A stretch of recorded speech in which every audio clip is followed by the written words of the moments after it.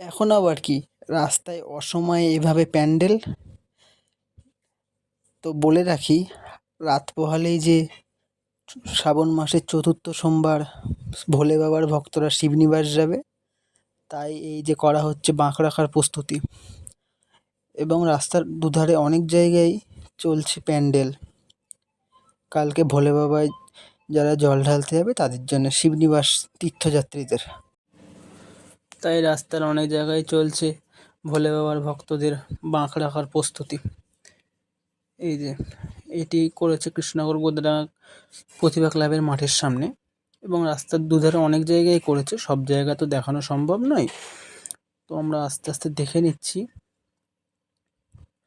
যে সকল ভক্ত তো আগামীকাল রাত পোহালেই যে জল ঢালতে যাওয়ার প্রস্তুতি নিচ্ছে যে সকল ভাইয়েরা দাদারা শিবনিবাসের রাজরাজেশ্বর মন্দিরে ঈশ্বরের কাছে তাদের আমার একটাই প্রার্থনা, সে সকল ভাই এবং ভক্তদের বাবা রাজরাজেশ্বর তাদের মনোবাসনা পূর্ণ করুক।